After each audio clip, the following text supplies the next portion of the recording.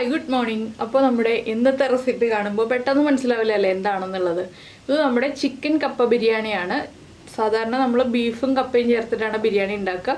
അപ്പോൾ ബീഫ് കഴിക്കാത്ത ഒരുപാട് പേരുണ്ട്. നമുക്ക് നമ്മുടെ ബീഫ് കപ്പ ബിരിയാണിക്ക് കമൻസ് വരാറുണ്ട്, ഇത് ചിക്കനിൽ ചെയ്യാൻ പറ്റുമോ ചേച്ചി എന്ന് ചോദിച്ചിട്ട്. അപ്പോൾ ഞാൻ എന്തായാലും വിചാരിച്ചു, കുറേ നാളായല്ലോ നമ്മൾ ബീഫും കപ്പയും ചേർത്ത് ബിരിയാണി ഉണ്ടാക്കിയിട്ട്, അപ്പോൾ ചിക്കനും കപ്പയും ചേർത്തൊരു ബിരിയാണി ഉണ്ടാക്കാമെന്ന് വിചാരിച്ചു. അപ്പോൾ നല്ല അടിപൊളിയായിട്ടുള്ള ചിക്കൻ കപ്പ ബിരിയാണി റെഡി ആയിട്ടുണ്ട്. നിങ്ങളെല്ലാവരും ഇതൊന്ന് ഉണ്ടാക്കി നോക്കണം കേട്ടോ. ചിക്കൻ കഴിക്കാൻ ഇഷ്ടപ്പെടുന്ന എല്ലാവർക്കും വളരെയധികം ഇഷ്ടപ്പെടുന്ന ഒരു റെസിപ്പിയാണിത്. കപ്പയും കഴിക്കാൻ ഇഷ്ടപ്പെടുന്നവർക്കും നന്നായിട്ട് ഇഷ്ടപ്പെടും. പിന്നെ കപ്പ വാങ്ങിക്കുമ്പോൾ നന്നായിട്ട് വേവുന്ന കപ്പ നോക്കി വാങ്ങിക്കണം എന്നേ ഉള്ളൂ. അതെങ്ങനെയാണെന്നുള്ളത് ഞാൻ ഈ വീഡിയോയുടെ അവസാനം പറഞ്ഞിട്ടുണ്ട്. അപ്പോൾ നമുക്ക് നമ്മുടെ ചിക്കൻ കപ്പ ബിരിയാണി ഉണ്ടാക്കുന്നത് എങ്ങനെയാണെന്ന് നോക്കാം. അപ്പോൾ നമുക്ക് നമ്മുടെ കപ്പ ചിക്കൻ ബിരിയാണിക്ക് ആവശ്യമായിട്ടുള്ള ഇൻഗ്രീഡിയൻസ് നോക്കാം. ഞാനിപ്പോൾ 1/2 കിലോയിലാണ് ചെയ്യുന്നത്. 1/2 കിലോ കപ്പ എടുത്തിട്ടുണ്ട്, 1/2 കിലോ തന്നെ ചിക്കൻ എടുത്തിട്ടുണ്ട്. കപ്പ എത്ര എടുക്കുന്നോ അത്രയും തന്നെ ചിക്കൻ എടുക്കുക.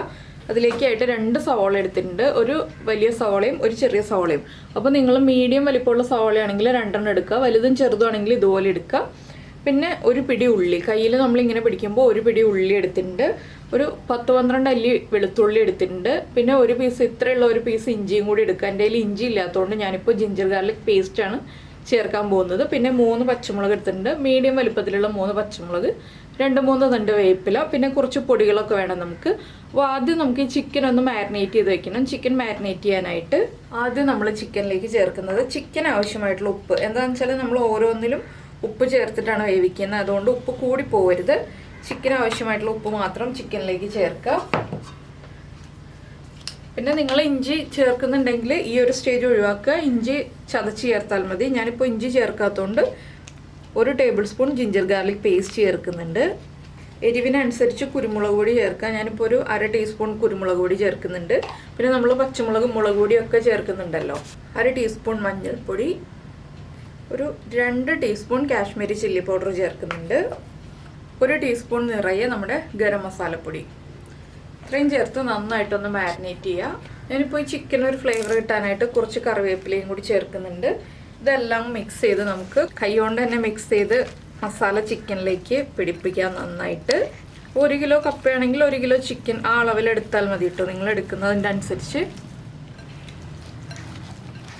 പിന്നെ നന്നായിട്ട് വേവുന്ന കപ്പയായിരിക്കണം നമ്മൾ എടുക്കേണ്ടത്. നമ്മൾ കുക്കറിലല്ല കപ്പ വേവിക്കുന്നത്, വേറെ പാനിലാണ്. എന്താണെന്ന് വെച്ചാൽ കപ്പ കുഴഞ്ഞു പോകരുത്.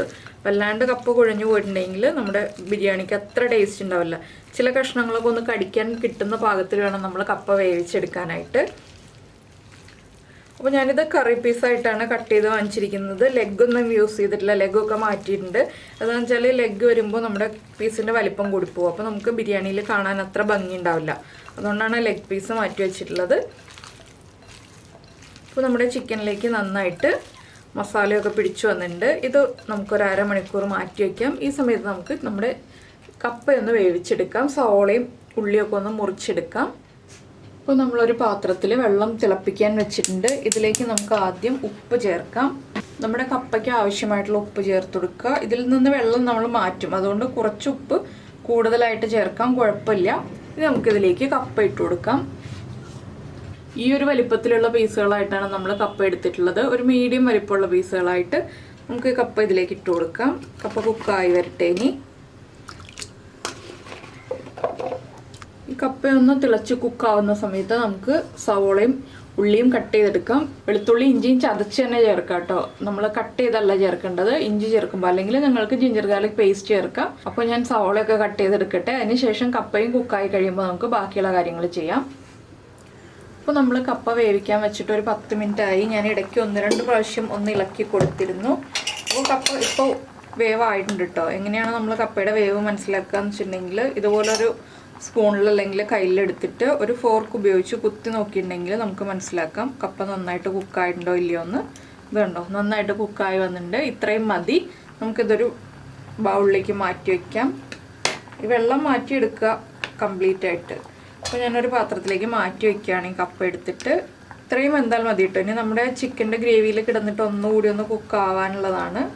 അപ്പോൾ ഞാൻ കപ്പ മുഴുവൻ മാറ്റി കഴിഞ്ഞിട്ടാണ് ഫ്ലെയിം ഓഫ് ചെയ്യുന്നത്, ഇല്ലെങ്കിൽ വെള്ളം പിടിക്കുക കപ്പയിലേക്ക്. അതുകൊണ്ട് കപ്പ മുഴുവൻ എടുത്ത് മാറ്റിയിട്ട് നമുക്ക് ഫ്ലെയിം ഓഫ് ചെയ്യാം. അപ്പോൾ നമ്മൾ ചിക്കൻ മാരിനേറ്റ് ചെയ്ത് വെച്ചിട്ടൊരു 1/2 മണിക്കൂർ ആവാറായി. നമ്മുടെ സവോളയൊക്കെ വഴറ്റി വരുമ്പോൾ ചിക്കൻ മാരിനേറ്റ് ചെയ്ത് വെച്ചിട്ട് 1/2 മണിക്കൂർ ആയിക്കോളും.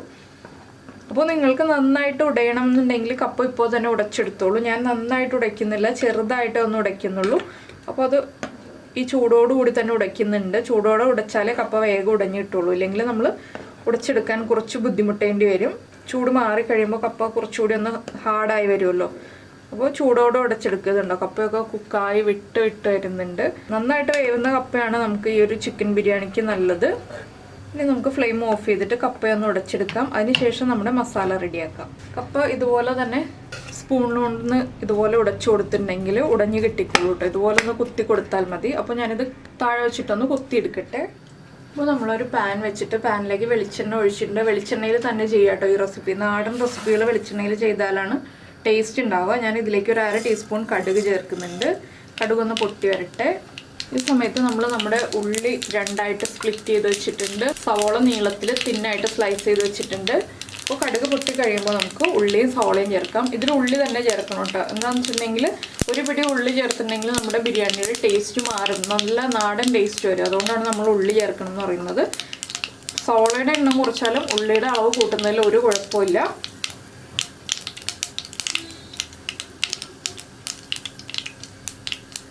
അപ്പോൾ നിങ്ങൾ ഇഞ്ചിയും വെളുത്തുള്ളിയും ചേർക്കുന്നുണ്ടെങ്കിൽ ഈ സ്റ്റേജിൽ ഇഞ്ചിയും വെളുത്തുള്ളിയും ചേർക്കുക. ഞാനിപ്പോൾ വെളുത്തുള്ളി മാത്രമേ ചേർക്കുന്നുള്ളൂ, ഇഞ്ചി ചേർക്കുന്നില്ലല്ലോ. ഇഞ്ചി നമ്മൾ ജിഞ്ചർ ഗാർലിക് പേസ്റ്റ് ആയിട്ട് ചേർത്തിട്ടുണ്ടല്ലോ. ഇതിലേക്ക് ചതച്ച് വെച്ചിരിക്കുന്ന വെളുത്തുള്ളി,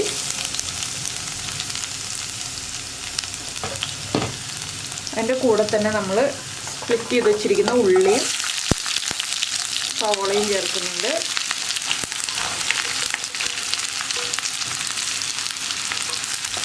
ഇതൊന്ന് ഇളക്കി കൊടുക്കുക. ഇതിലേക്ക് നമുക്ക് കുറച്ച് ഉപ്പ് ചേർക്കാം, വളരെ കുറച്ച് മാത്രം ഉപ്പ് ചേർക്കുക. എന്താണെന്ന് വെച്ചാൽ നമ്മൾ കപ്പയിലും ചിക്കനിലും എല്ലാം ഉപ്പ് ചേർത്തതാണ്. അതുകൊണ്ട് കുറേ ഉപ്പായി പോകരുത്.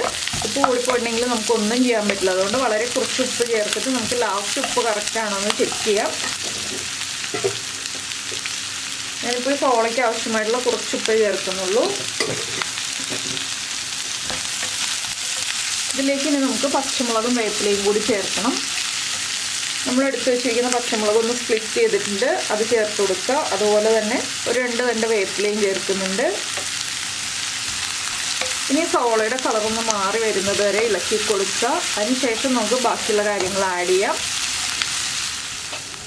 ഇപ്പോൾ നമ്മുടെ സവോളയുടെ കളറൊക്കെ നന്നായിട്ട് മാറി വന്നിട്ടുണ്ട്. നമുക്കിതിലേക്ക് ഇനി കുറച്ച് പൊടികൾ ചേർക്കാം.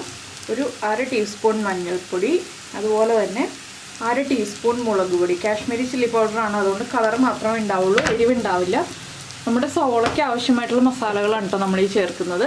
1/2 ടീസ്പൂൺ കുരുമുളക് പൊടി. ഇത്രയും ചേർത്ത് ഒന്ന് ഇളക്കി ഈ മസാലപ്പൊടികളൊന്ന് ചൂടാക്കി എടുക്കുക. ഒന്ന് കുക്കാവണം, 1 മിനിറ്റ് ഒന്ന് ഇളക്കി കൊടുക്കുക. അതിനുശേഷം നമുക്കിതിലേക്ക് ബാക്കിയുള്ള കാര്യങ്ങൾ ആഡ് ചെയ്ത് കൊടുക്കാം. അപ്പോൾ മല്ലിപ്പൊടി ചേർക്കില്ല കേട്ടോ ഇതിൽ. മല്ലിപ്പൊടി ചേർത്തിട്ടുണ്ടെങ്കിൽ നമ്മുടെ മല്ലിപ്പൊടിയുടെ ടേസ്റ്റ് ആയിരിക്കും കൂടുതലായിട്ട് നിൽക്കുക. നമ്മുടെ ബിരിയാണിക്ക് അത്ര ടേസ്റ്റ് വരില്ല മല്ലിപ്പൊടി ചേർത്തിട്ടുണ്ടെങ്കിൽ. അതുകൊണ്ടാണ് മല്ലിപ്പൊടി ചേർക്കാതെ നമ്മൾ ചെയ്യുന്നത്. നമ്മുടെ ഉള്ളിയും സവോളയും എല്ലാം നന്നായിട്ട് കുക്കായിട്ടുണ്ട്. ഓവറായിട്ട് ബ്രൗൺ ഷെയ്ഡായി പോകണ്ട. ഈ ഒരു ട്രാൻസ്പെറൻ്റ് ആയി ഒന്ന് കളർ മാറി വരുമ്പോൾ തന്നെ ഈ പൊടികൾ ചേർത്ത് കൊടുക്കാം. ഇനി ഇതിലേക്ക് നമുക്ക് നമ്മുടെ മാരിനേറ്റ് ചെയ്ത് വെച്ചിരിക്കുന്ന ചിക്കൻ ചേർത്ത് കൊടുക്കാം. പൊടികൾ കുക്കായി കഴിഞ്ഞിട്ട് മാത്രം ചിക്കൻ ചേർക്കുക. ചിക്കനിലേക്ക് വെള്ളം ചേർക്കരുത് കേട്ടോ. എന്താണെന്ന് വെച്ചിട്ടുണ്ടെങ്കിൽ ചിക്കനിൽ നിന്ന് വെള്ളം ഇറങ്ങി വരും. ചിക്കന് നമ്മൾ ഉപ്പൊക്കെ ചേർത്തിട്ടുണ്ട്, ഇനിയിപ്പോൾ ഉപ്പൊന്നും ചേർക്കേണ്ട ആവശ്യമില്ല. ചിക്കനും മസാലകളും നന്നായിട്ട് മിക്സായി വരണം. നന്നായിട്ടൊന്ന് ഇളക്കി കൊടുത്തതിന് ശേഷം ഒരു 2 മിനിറ്റ് ഹൈ ഫ്ലെയിമിൽ വെക്കുക. ചിക്കനിൽ നിന്ന് വെള്ളം ഇറങ്ങി വരട്ടെ. അതിന് ശേഷം നമുക്ക് ഫ്ലെയിം കുറച്ച് വെച്ച് കുക്ക് ചെയ്തെടുക്കാം.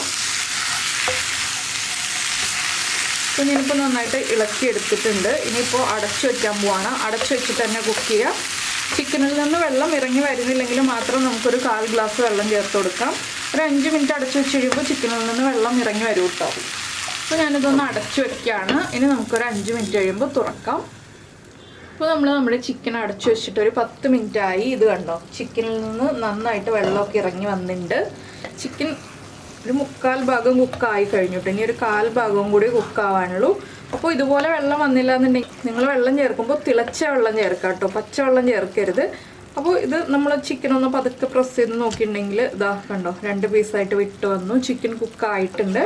ഇനി നമുക്കിതിൻ്റെ ഉപ്പും എരിവും എല്ലാം ചെക്ക് ചെയ്യണം. ഉപ്പും എരിവും എല്ലാം കറക്റ്റ് ചെയ്തിട്ട് വേണം നമുക്ക് കപ്പ ചേർക്കാൻ. ഞാൻ കപ്പ വേവിച്ചിരിക്കുന്നതിൽ കുറച്ച് ഉപ്പ് കുറവാണ് കപ്പ കഴിച്ച് നോക്കിയപ്പോൾ. അപ്പോൾ നമ്മുടെ ചിക്കൻ്റെ ഉപ്പും കൂടി ചെക്ക് ചെയ്തിട്ട് വേണം നമുക്ക് കപ്പ ചേർക്കാനായിട്ട്. ഞാനൊന്ന് ഉപ്പ് എരിവെല്ലാം ചെക്ക് ചെയ്ത് നോക്കട്ടെ. ഇപ്പോൾ നമ്മുടെ ചിക്കൻ്റെ ഉപ്പും എരിവും എല്ലാം ചെക്ക് ചെയ്തു. ഉപ്പും കുറച്ച് കൂടുതലുണ്ട്, എരിവും കുറച്ച് കൂടുതലുണ്ട്. ഇത് രണ്ടും കുറച്ച് കൂടുതലായിട്ട് നിൽക്കണം, എന്നാലും നമ്മൾ കപ്പ മിക്സ് ചെയ്യുമ്പോൾ കറക്റ്റ് ആവുള്ളൂ. ഇനിയിപ്പോൾ നമുക്ക് കപ്പ ചേർത്ത് മിക്സ് ചെയ്യാം. കപ്പ ഞാൻ എന്താ ഇതുപോലെ ഉടച്ചെടുത്തിട്ടുണ്ട്. നിങ്ങൾക്ക് ഇത്രയും ഉടയുണ്ടാകുന്നുണ്ടെങ്കിൽ ആദ്യം നമ്മൾ വേവിച്ചെടുത്ത പോലെ തന്നെ ചേർക്കാം കേട്ടോ. ഉടച്ചെടുക്കുമ്പോഴാണ് ടേസ്റ്റ് വരുന്നത്.